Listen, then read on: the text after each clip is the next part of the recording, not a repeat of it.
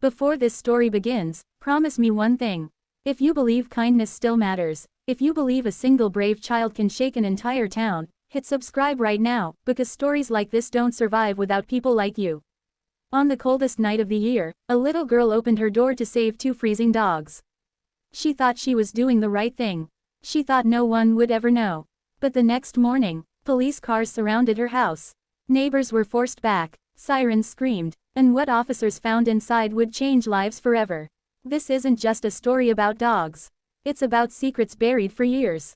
A child braver than any adult. And a truth so dangerous, it took an entire police department to contain it.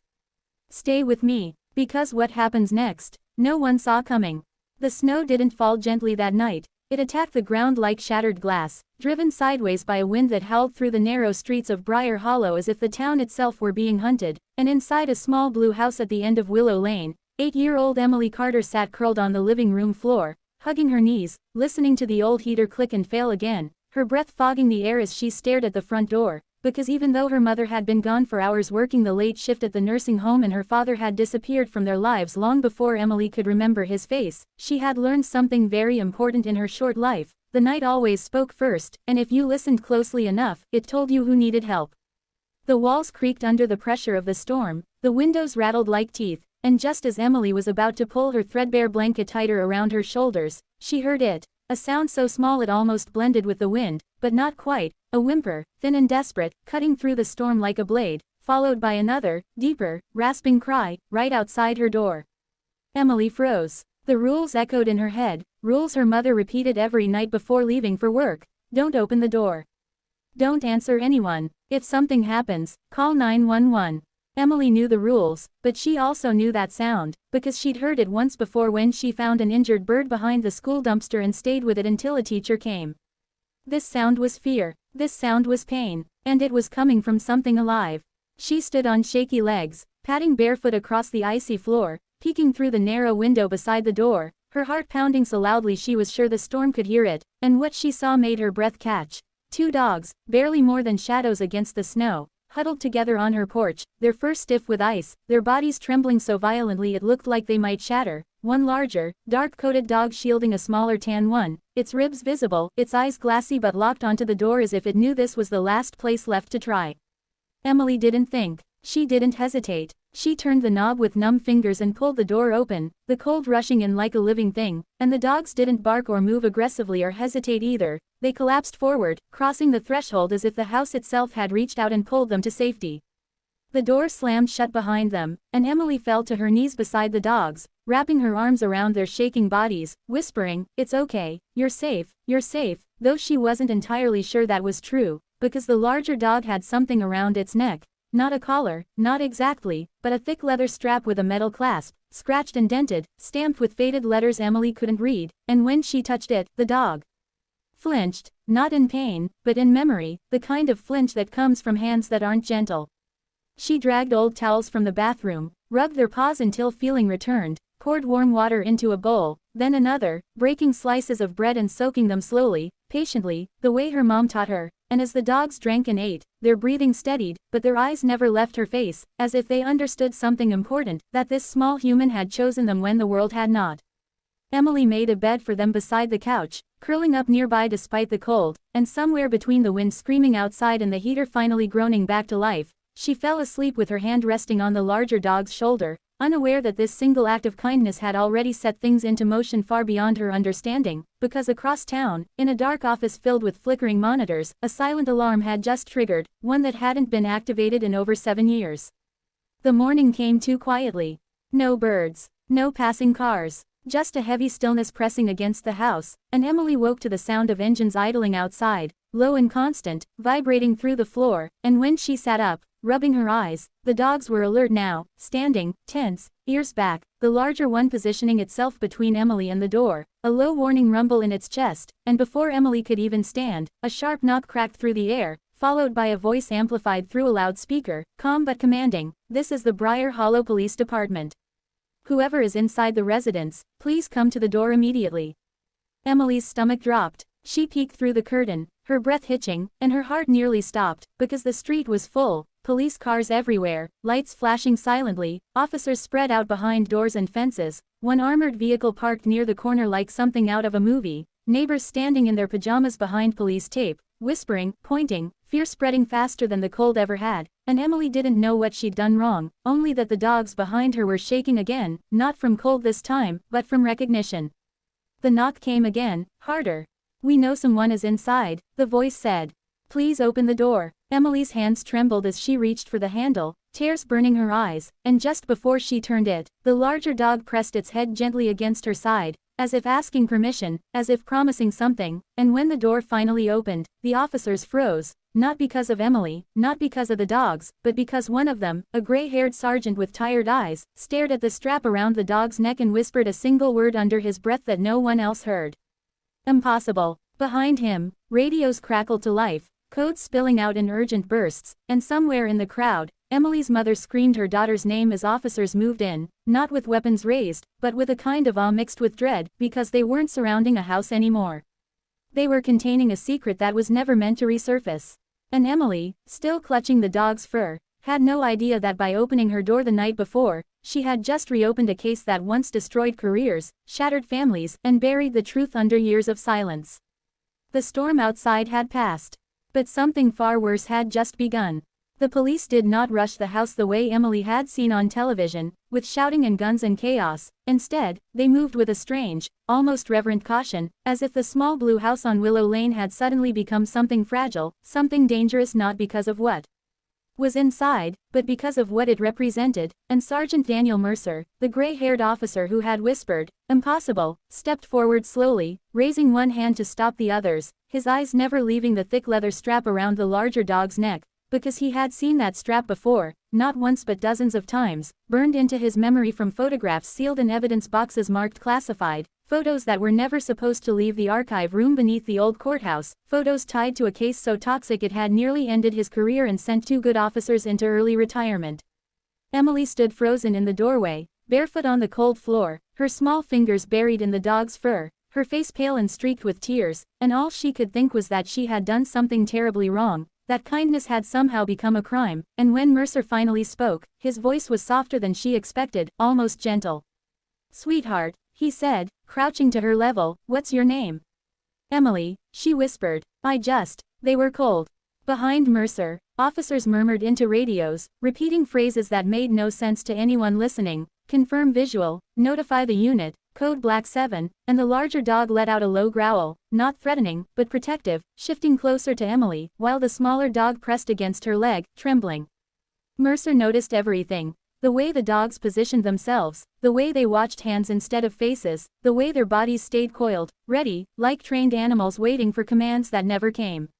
"You didn't do anything wrong," Mercer said, though his heart hammered as if he were lying. "Can you tell me where you found them?" "On the porch," Emily said. "They were crying. I didn't want them to die." Mercer closed his eyes for a moment. 7 years ago, on a freezing night much like this one, two dogs exactly like these, same size, same markings, same behavior, had vanished from a high-security research facility outside Briar Hollow, a place officially described as a behavioral study center, and unofficially known among officers as the Kennel, a place surrounded by fences, cameras, and secrets, a place tied to a government-funded program that was quietly shut down after something went terribly wrong. The official report said the dogs were euthanized during an evacuation. The unofficial truth was far darker. And now, impossibly, here they were, alive, older, scarred, wearing a strap that should have been destroyed. "Sergeant," one of the younger officers hissed from behind, eyes wide. "Her mother's here." Mercer turned just as a woman in a nursing uniform broke through the crowd, her face white with terror, shouting Emily's name, fighting against an officer's grip until Mercer waved him off. "Mom," Emily cried, running forward, and for a moment, the world shrank back to something normal as her mother, Laura Carter, dropped to her knees and wrapped her daughter in her arms, sobbing, demanding answers, demanding to know why the police were at her house, demanding to know if her child was under arrest, and Mercer stood there, struggling to find words that would not shatter her. "Mrs. Carter," he said carefully, "we need to ask you some questions." "About the dogs." Laura stiffened, pulling Emily closer. "They're just dogs," she said. "My daughter saved them." "I know," Mercer replied.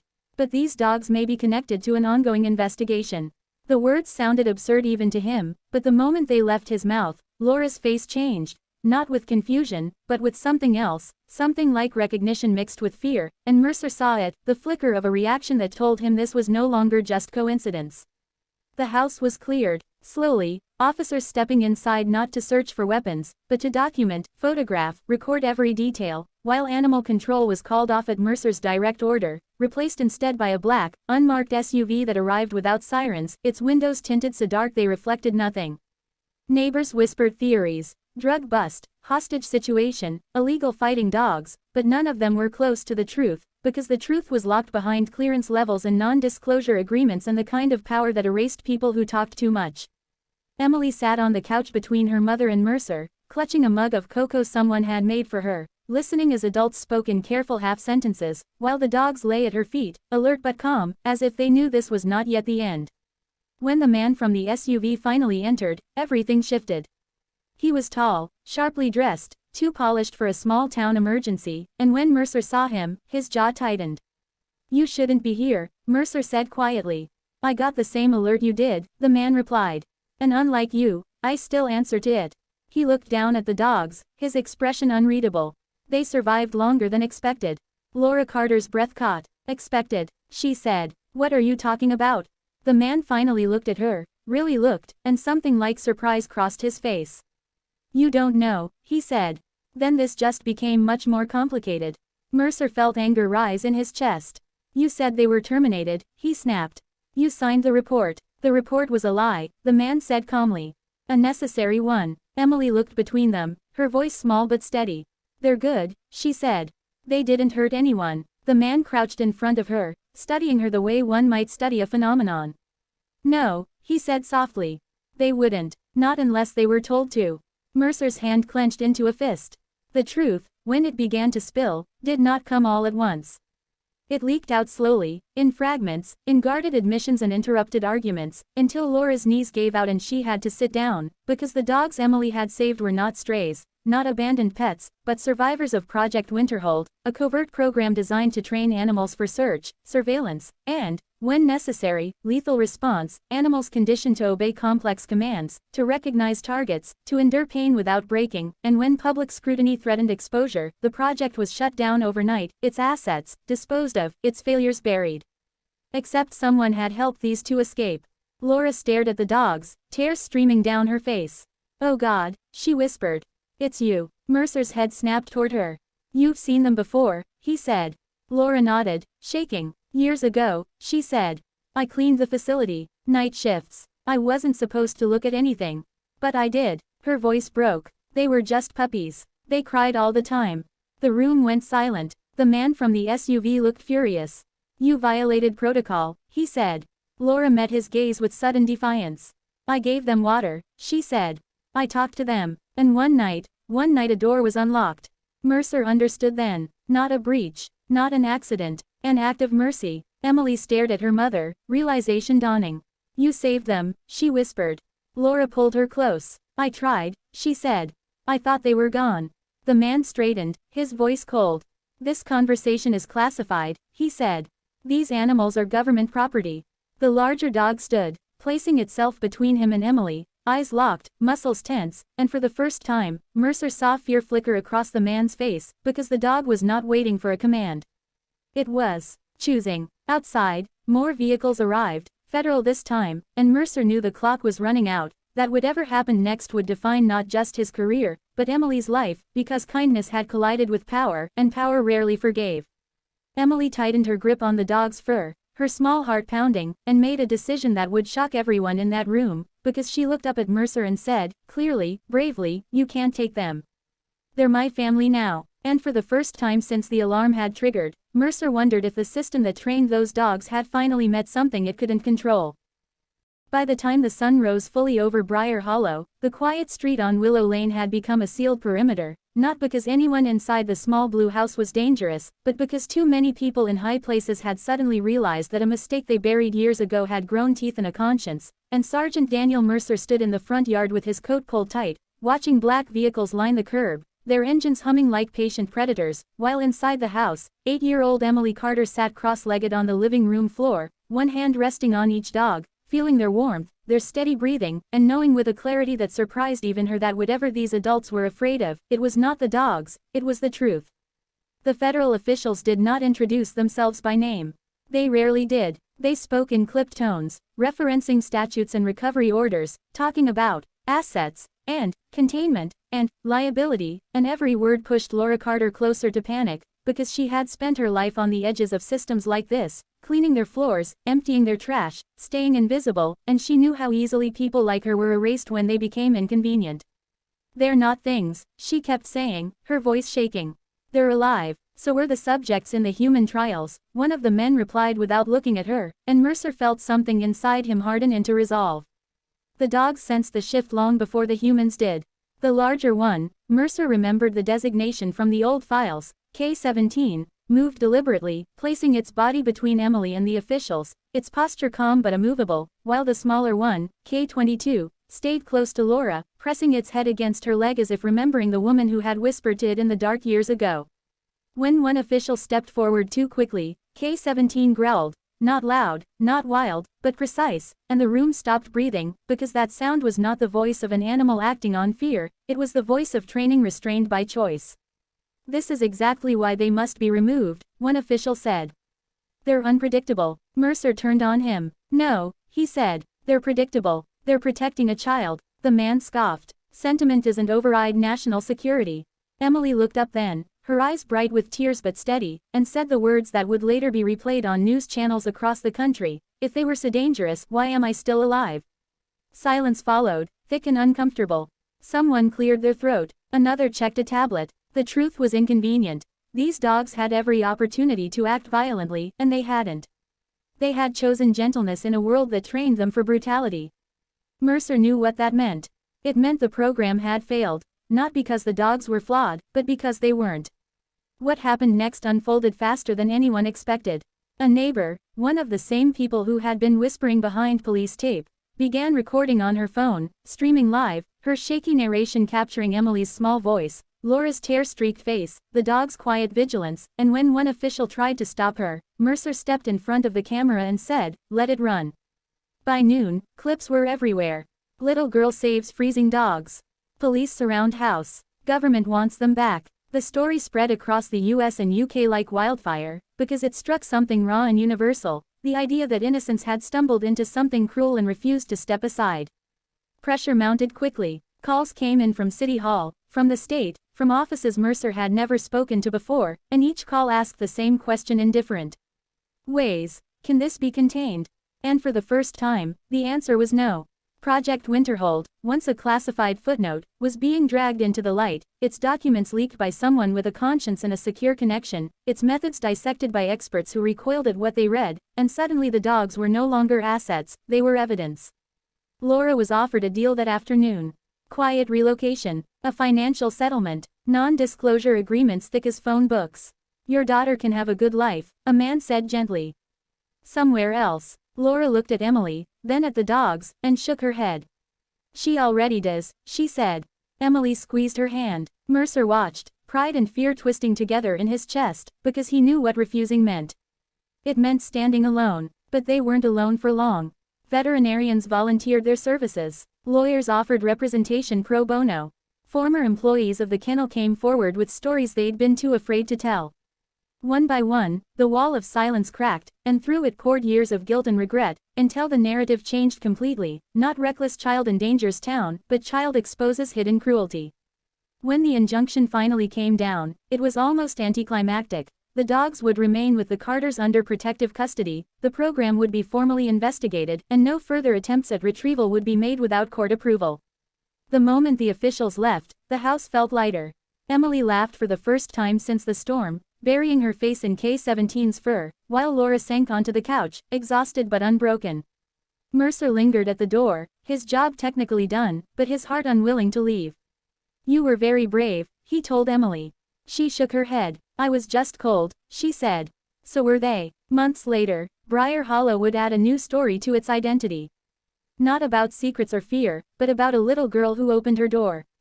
The dogs would get names, Shadow and Ash, and spend their days learning how to be ordinary, something they had never been allowed to be before. Project Winterhold would be shut down permanently, its architects facing consequences they never thought would come. And Emily would grow up knowing that kindness is not small, that mercy can be louder than sirens, and that sometimes the bravest thing you can do is open a door when the world tells you to keep it closed. And if you're still here, still listening, still believing that stories like this matter, subscribe now. Because the world needs more reminders that courage doesn't always wear a uniform. Sometimes, it wears pajamas, and saves two freezing dogs on a winter night.